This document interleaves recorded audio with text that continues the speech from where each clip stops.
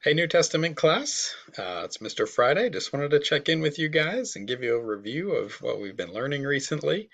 We only have about, I believe, 2.5 weeks left until the end of our school year now. So, unfortunately, we're not going to get back together in class this year. I miss you guys, but I hope that you're still learning and really, as we keep pressing on through the rest of these New Testament books, that's my real prayer for you guys is that you stay tuned in and appreciate the opportunity to study these books of the Bible together. So, well, together. So, jumping right in this week, you've been looking at First and Second Peter, and I believe at the end of the week I have you beginning to study First, Second, and Third John as well. So that means next week we'll be finishing up those letters from John. We'll look at Jude, and then finally we'll wrap up the year by studying the book of Revelation. So that'll be a fun one. So stay tuned for that. I really want you to benefit from that one. It's a great book and a great study, a great way to end our school year. So let me go ahead and pull up your notes for this week, and then we'll go through the First and Second Peter information. I did have a question from one of you. I believe Kyle actually caught it. Maybe it was someone else, but I'm pretty sure it was Kyle, who said, "Hey, did you mean to write Peter or Paul on the assignment for that day?" So anyway, I do this a lot. We're talking about Peter now. Paul, we finished studying all of Paul's epistles, um, and now Peter. So, who was Peter? First of all, he was one of the 12. He was one of Jesus' closest disciples. And of course, you know, he denied Jesus 3 times when Jesus was arrested and crucified. But even after that, Peter was restored uh, to Christ, and he remained one of the leading apostles as the New Testament unfolded. Um, he does end up at the end of his life in Rome. And so we see that here in our notes. This is Peter writing to believers in the first century, and he says he's in Babylon. Well, that term Babylon is important, and really pay attention here because it's going to be important again when we study Revelation. Babylon was an ancient civilization from the Old Testament time. Remember King Nebuchadnezzar, the fall of Jerusalem, and all of that from the Old Testament? That was this ancient kingdom of Babylon, kind of like modern day Iraq. Well, Babylon had fallen, but it was still used among believers, both Jews and Christians, to refer to like this earthly kingdom that was oppressing them. And of course, in the New Testament time, that was the Roman Empire. So when he mentions being in Babylon, it's sort of like a simple little code. I don't know if we want to call it a code, but it's a reference to Rome. That's a pretty common reference, and we'll see it again in the book of Revelation.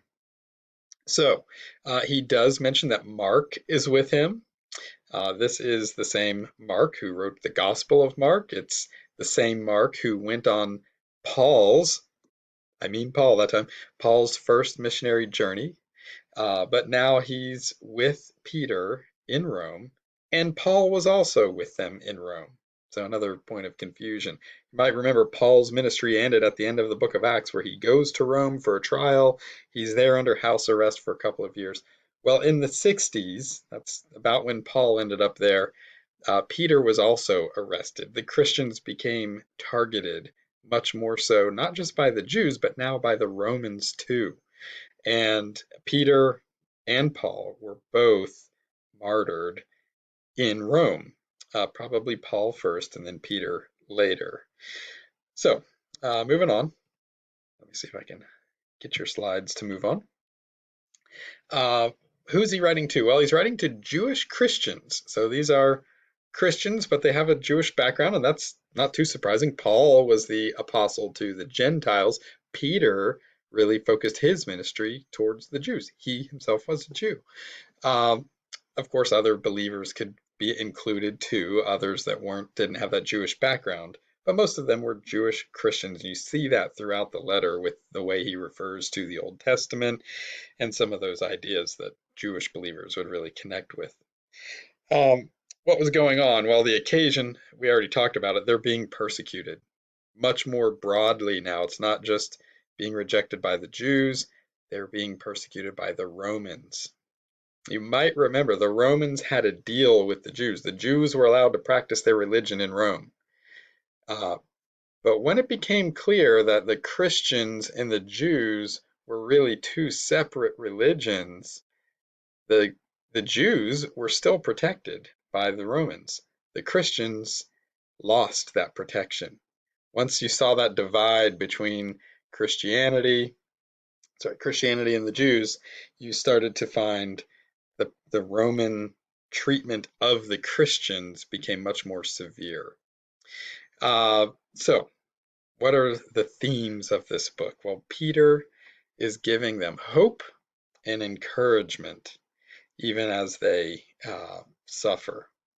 All right, it's a reality that all Christians still face. We all are persecuted and suffer in different ways, maybe not as openly as they were, but you could be ostracized, you could be just looked down on, you could be rejected by people because of your faith in Christ. People, Jesus himself says, the world hated me, it will also hate you. And so he calls believers exiles. Exiles are people who are like, we're not in our home kingdom. In fact, there's a great line that sometimes Christians will use to say, this world is not my home. And it means like all the suffering and misery and wickedness in this world grieves us, and we're longing to be with God, but we're here. And in the midst of this time, while we are here in this world, we are given hope and encouragement in First Peter. At the end of the letter, actually, he gives this great summary statement, which really kind of just ends up with the simple idea of trust and obey. I'm going to pull it up on my phone, but in 1 Peter 4, verse 19, listen to his kind of summary statement.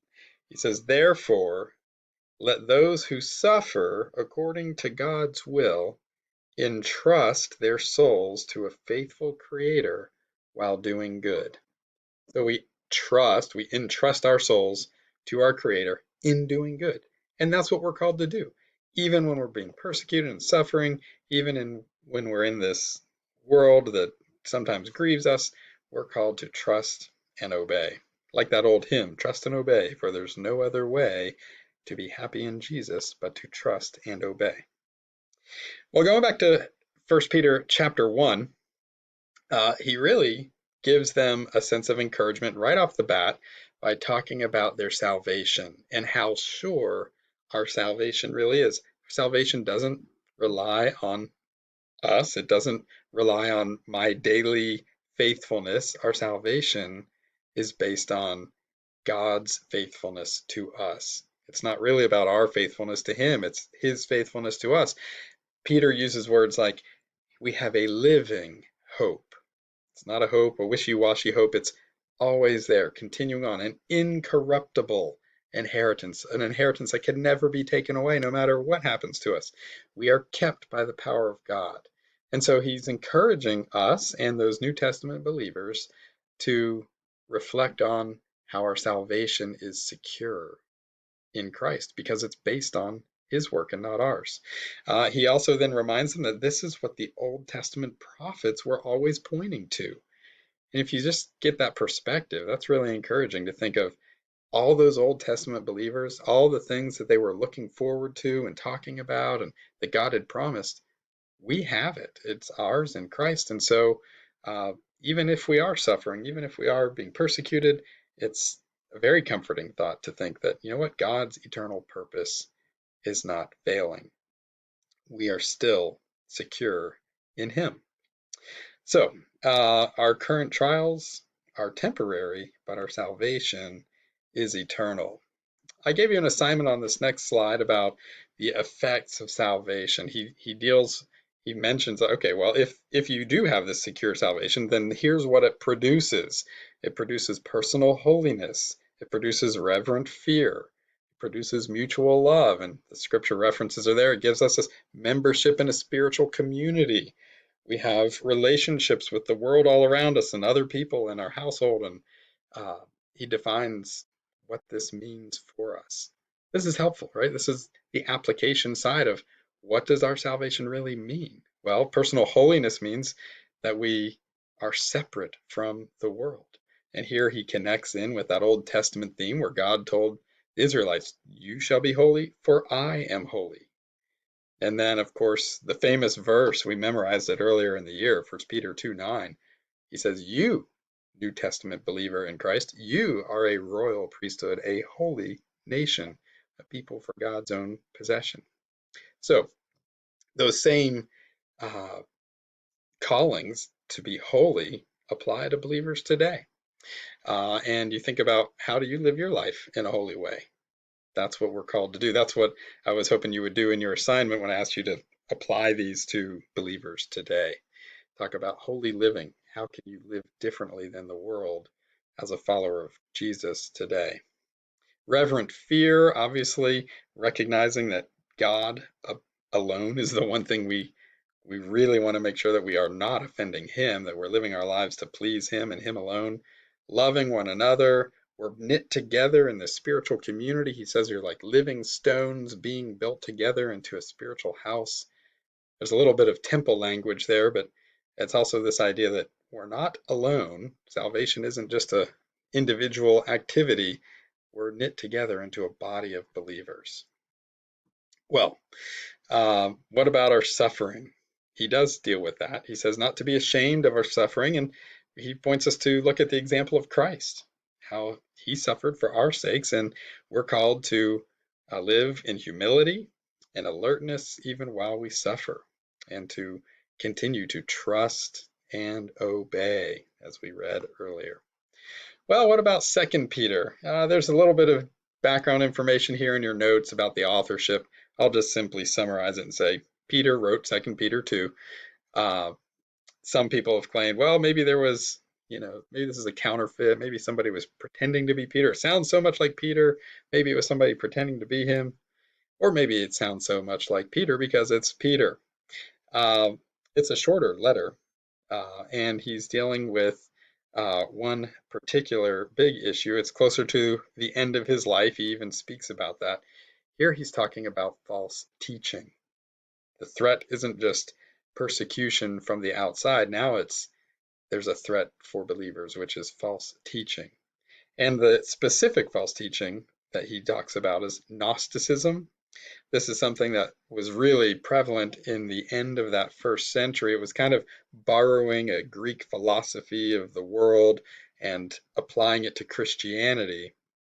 What they were doing is kind of making all these levels of advancement, like one Christian could be higher than another and closer to God. And of course, they taught that Jesus was the closest person to God. But of course, that means he's not really truly God. He's just close to God. And that's a big problem for us. Gnosticism, he talks about some of the effects. It leads to immorality. It leads to asceticism. We introduced that term a while ago. That's the extreme self-denial. Think about like how monks used to deny themselves food or comforts of life. It can, this kind of, not because, here again, you have your rankings of believers. That's it can produce pride as well. So what does Peter say about the truth of the gospel? Well, he points them to Scripture, that Scripture alone is the standard of truth, and that all the messages and all the other teachers need to be compared with the truth of Scripture. That's a great application for us today as well. He then goes on to talk about the false teachers a little more particularly. You'll read through this passage on your own, but he talks about the judgment awaiting them. And actually, this same passage is going to come back when we study Jude. So we'll probably talk a little bit more about it then as well. But he ends his letter by pointing them to Jesus' return. because Jesus will make all things right. And that's what we're looking forward to as well. I hope you've had a good week and take care.